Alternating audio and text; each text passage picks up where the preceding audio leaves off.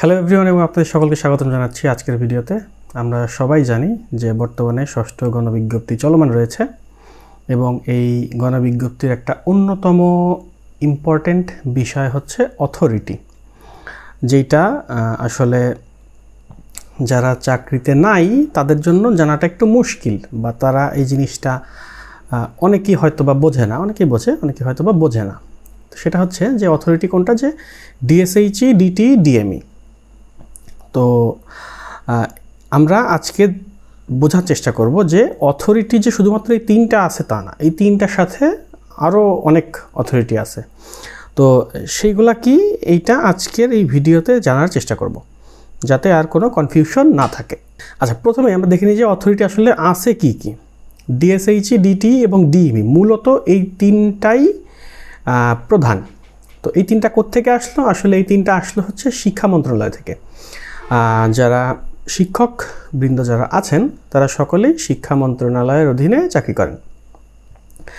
তো ডিএসএইচই যেটা হচ্ছে directorate of secondary and higher education, DT হচ্ছে directorate of technical education, DME directorate of madrasa education. Directorate এর অর্থ হচ্ছে অধিদপ্তর, তার মানে প্রথমটা হচ্ছে মাধ্যমিক ও উচ্চ শিক্ষা অধিদপ্তর, বা যেটাকে সংক্ষেপে মাউসি বলে। এটা হচ্ছে আমরা জেনারেল লাইনে লেখাপড়া যেটা বুঝি সেটা হচ্ছে ডিএসএইচই, ঠিক আছে। আচ্ছা, এরপরে হচ্ছে ডিটি। ডিটি হচ্ছে ডিরেক্টরেট অফ টেকনিক্যাল এডুকেশন বা কারিগরি শিক্ষা অধিদপ্তর। তো কারিগরি শিক্ষা অধিদপ্তরের মধ্যে ভোকেশনাল, বিএমটি, এইগুলা হচ্ছে কারিগরি শিক্ষা অধিদপ্তরের মধ্যে পড়ে। আরও আছে diploma in engineering, diploma in commerce, এইগুলা কিন্তু তার ভিতরে তো নিবন্ধন নাই, আমরা ওই আলোচনায় যাচ্ছি না। তাহলে আমরা যদি ভোকেশনাল বা বিএমটির অর্থ হচ্ছে বিজনেস ম্যানেজমেন্ট ইনস্টিটিউট বা বিজনেস ম্যানেজমেন্ট টেকনোলজি। আর একটা হচ্ছে ডিএমই। ডিএমই হচ্ছে directorate of madrasa education. DME মানে মূলত এটা একটা technical college, ABC BM institute বা বিজনেস ম্যানেজমেন্ট ইনস্টিটিউট অ্যান্ড মাদ্রাসা, ঠিক আছে। তাহলে এটা হচ্ছে গেল কারিগরি প্রতিষ্ঠানের সাথে মাদ্রাসা। আচ্ছা, এখন কথা হলো যে অথরিটি বোঝার উপায় কি? আচ্ছা, অথরিটি বোঝার বেশ কয়েকটা উপায় আছে। তার মধ্যে প্রথমেই হচ্ছে যে ক্যাটাগরির মাধ্যমে কীভাবে বুঝবো? আপনি যখন গণবিজ্ঞপ্তিতে আবেদন করতে যাবেন তখন দেখবেন যে এখানে প্রথমে আছে হচ্ছে অথরিটিসের মধ্যে দেখেন ডিএমই, ডিটি, ডিএসএইচই, ডিটি, এগুলা। তো এইখানে যেই ক্যাটাগরি আছে, এই ক্যাটাগরির মধ্যে গেলে যে জেনারেল, টেকনিক্যাল, মাদ্রাসা, এই তিনটা ক্যাটাগরি দিয়ে এখানে সার্চ করার অপশন আছে।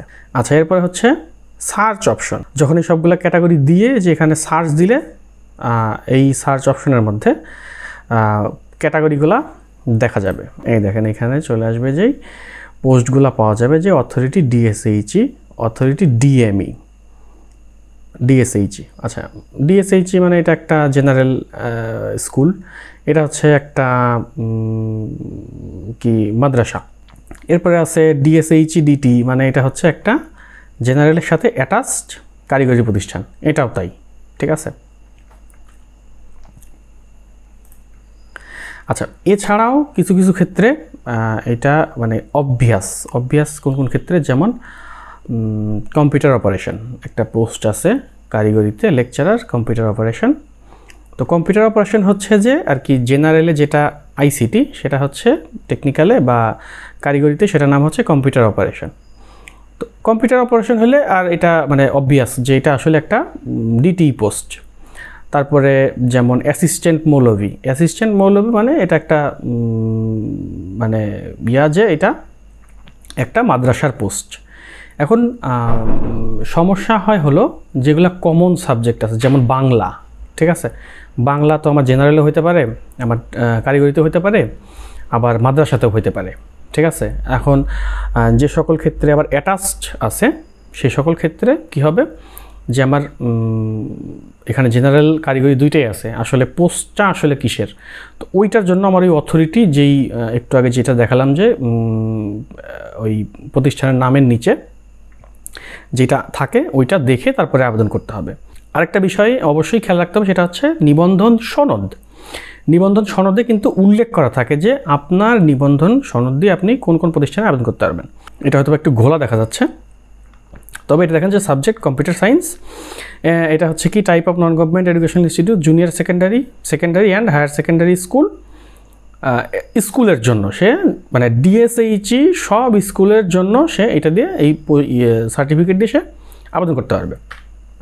আচ্ছা, এটা হচ্ছে কি কম্পিউটার অপারেশন, একটু যেটা বললাম computer operation, lecturer computer operation, type of non government institute, business management institute, মানে শুধুমাত্র বিজনেস ম্যানেজমেন্ট বা ডিটি ক্যাটাগরি যেটা আছে, কিন্তু সে ডিএসএইচই ডিটি, ডিএমই ডিটি অথবা শুধুমাত্র ডিটি, তার মধ্যে সে এটা দিয়ে আবেদন করতে পারবে, কিন্তু পোস্টটা অবশ্যই ডিটি এর মধ্যে হইতে হবে।